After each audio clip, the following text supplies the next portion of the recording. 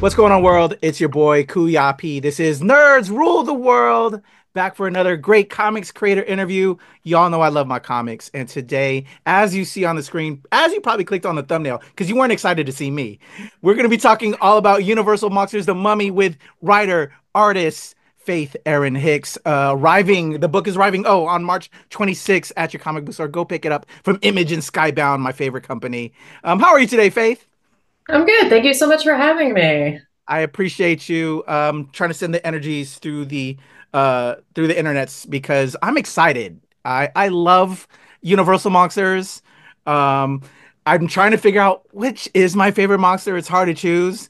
But today it's the Mummy. Today's the Mummy. Hell Um, yeah. when this IP came to you, you've been killing it. You're an award winner. You're an Eisner Award winner. When this came to you, what were the vibes when you got asked to be a part of the Mummy? The vibes were definitely horror, and that was something that was super exciting to me. Throughout my career, I've actually mostly done graphic novels within a creator-owned space, and typically have done graphic novels within the middle grade and young adult readership. So, a lot of comics for kids and teens. However, 10 years ago, I actually did the prequel to the video game, the prequel comic to the video game The Last of Us. I collaborated with The Last of Us creator, Neil Druckmann, and that was my first dip into horror. And horror is something I've always been very, very attracted to, despite the fact that I am, a middle grade and young adult creator for the most part. So I was super honored, super excited when my editor, Alex, reached out to me about this project. I love that. So with that being that you're from that space and again award winning, you're amazing in that space. So then you have to like shift your dial a little bit to okay, now I'm responsible for an IP. What is that like? And like doing research, which with this had to be super fun because come on now, Universal Monsters. How do you kind of switch into that mode? And what was it like journeying back into the Mummy to get ready to pen this 4 issue miniseries with Skybound? It can be very nerve-wracking at the beginning because the Mummy has an existing fandom, an existing, I guess, readership, and people who are the world across are fans of this particular character and Universal Monsters, as a whole. So that can be very nerve-wracking at the beginning. It's like, can I live up to these expectations? Can I draw and write an adaptation that honors the original, honors the spirit and the horror, found in the original movie? But this is like a lot of people my age. I actually grew up watching the Brendan Fraser, Rachel Weisz Mommy. I saw it in theaters when I was a teenager, really like imprinted on it.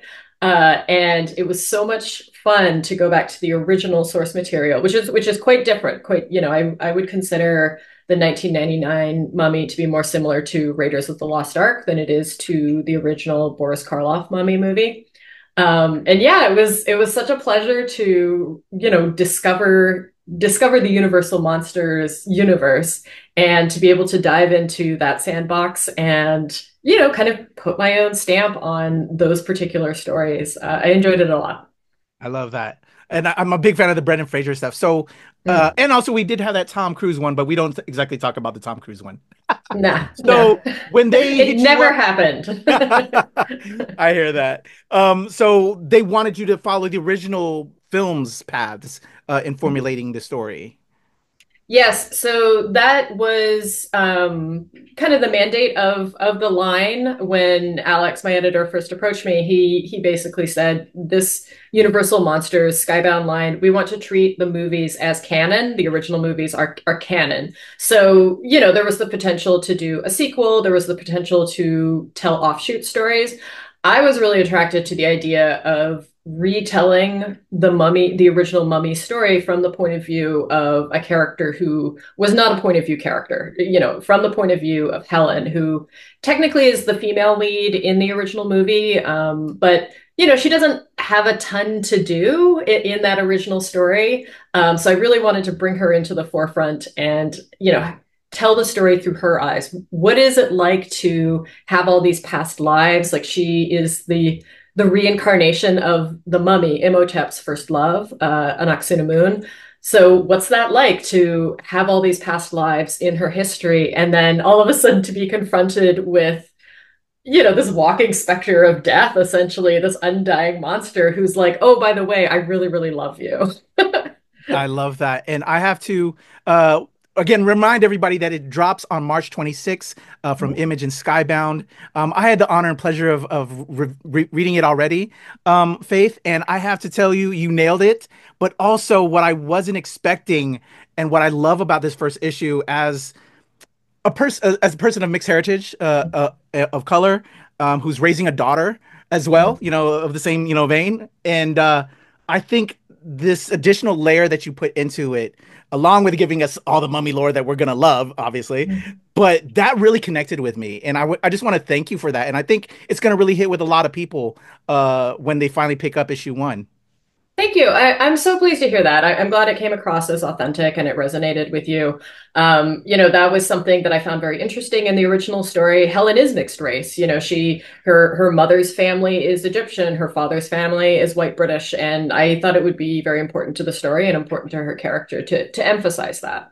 Yeah, well done, well done. And I love it. It's just more reason why I think this new generation is going to really feel the mummy and it's going to pick up because you hit them like as a creative, as when we work on these IPs, you want to get something that's relatable to them and then have them connect and then they'll grab onto everything else and like, okay, I'm all in. Here's all the money. Here's my wallet. Can I buy more? Yeah, So and Universal has been great. Like they were very, very open to my interpretation. Not every, licensor is necessarily open to an artist's particular take on a work. So they've been wonderful to work with. again, bravo. I have to ask you because you're not only writing this, you are doing the arts. Hello, double hatted, just all the work. What is that like? How do you approach for my other creatives like ourselves when we get an assignment like this? How do you kind of like pattern it out? If you don't mind sharing kind of some of your what is it, your routine of how you go about the project? Yeah, no problem at all. I love telling Process, everyone what process. That's the word I was yeah, looking for. I am a total process junkie myself. I love talking to other creatives about it. So with the Mummy, because it is dealing with a licensor, we had to do outlines, a story outline, and then go to script, and then that would get approval from Universal. So that part of the process is fairly straightforward. In terms of drawing it, I use a hybrid digital traditional method of drawing. So I do my pencils, my comic book pencils on my giant Wacom Cintiq. Then I print out those pages and ink them by hand. And I should have grabbed them before our conversation, but let me go grab a page. Ooh, we gonna get some scoop, guys. I love it. I'm such a process geek, Faith, and so I just love stuff like this. And I know my other Me fellow creatives too. love stuff like this. So I should have grabbed these pages beforehand. Sorry about ducking off screen. So this is what all the good. pages look like. So yeah, they're all inked by hand, and I love using these watercolor brushes to ink.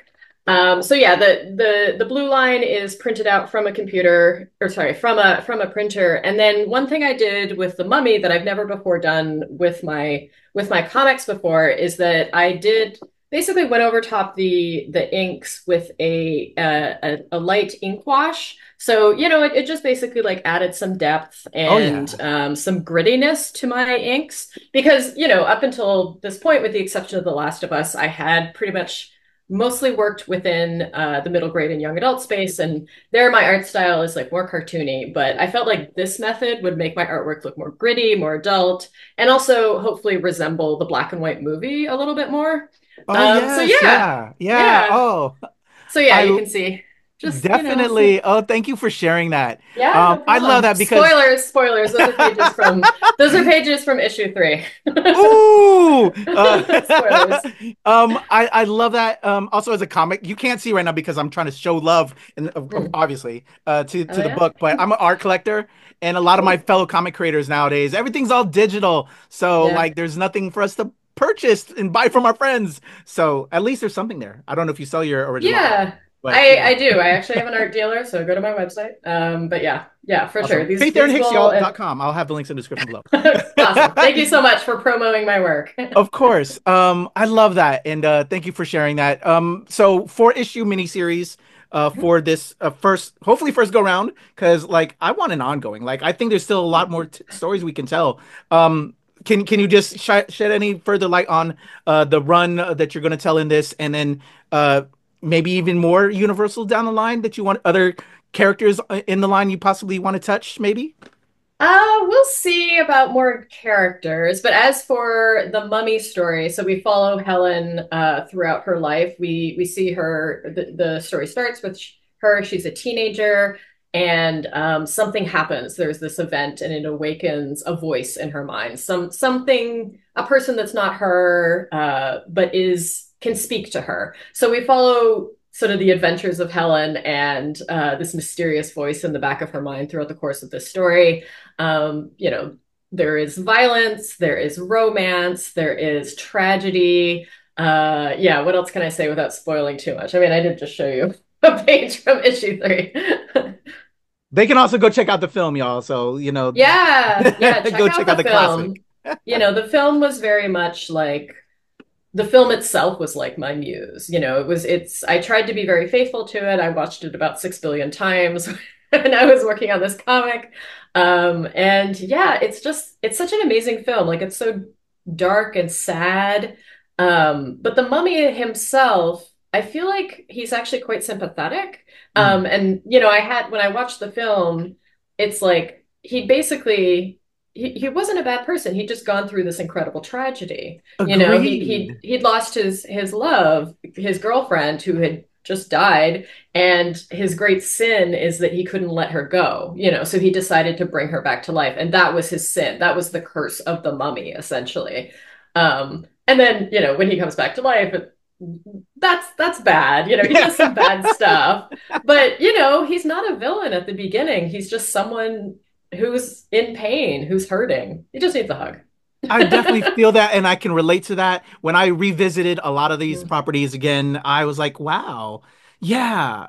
You know, when you're a kid, you don't realize it. It's like, okay. No. But yeah, you look like at the scary new lens monster with lived life, and you're like, man, no, I would have done the same thing. Yeah. A lot of the Universal monsters are very sympathetic. I mean, you know, Frankenstein's monster, it's like, I don't know. He didn't mean to kill that girl. He just, you know, was picking flowers off of the thing, and then was like, "Oh, we're gonna throw her in the river as well." He's not a bad guy. I would agree. Faith, it is such a pleasure to chat with you. I have loved your work before this, and now with this, and again, this first issue is just amazing. I can't wait for everybody else to pick up this. And once this 4-issue run is over, y'all, please say like hashtag Faith Erin Hicks. We need more mummy, all the things, and Skybound Image. We love you as always, and could we just get her more and more and more and more? I just want more. Hey. Faith, please employ me. Continue to employ me. You know, we're all creatives. We out here. We need that check. Faith, such a pleasure to chat with you. Thank you so much for your time. Congratulations on Universal Monsters: The Mummy. Everybody, again, you can pick it up on March 26th at your local LCS. That's your local comic shop. Tell them Nerds Rule the World sent you. Tell them you love Image and Skybound, and you love Faith Erin Hicks. I'm Kuya P. This is Nerds Rule the World. All right, there's a cut. Faith, thank you.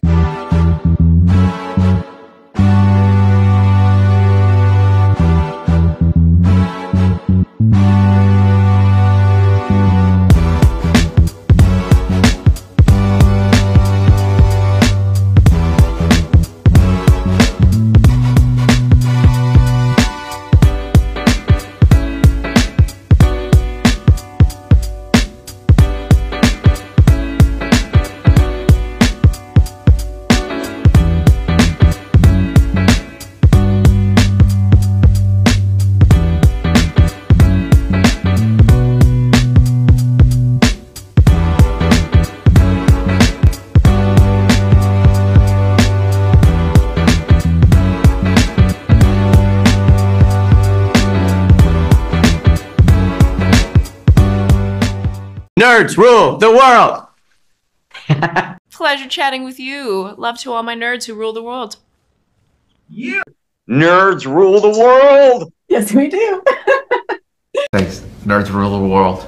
Thank you. I love the nerds ruling the world, so more power to you. Patrick, what up, man? And yes, they do. Nerds rule the world, kid. Yes, sir. I'm one Thank of them. you. Awesome. Kuya P, nerds rule the world. Hello. Yes, they do. Yes. Oh, Nerds rule the world. I got. It's in the title of your show, like Nerds Rule the World. Like, I want more Black weirdos on screen, and I don't feel like we ever get to see that very much. Thank you so much. Nerds do rule the world. Yes. Thank you. Thank you, Nerds Rule. Love it. Hello, Sarah. Hello, Julian. Yes, Rock on. I love it. Thank you so much. It's good to see you. I love Nerds Rule the World.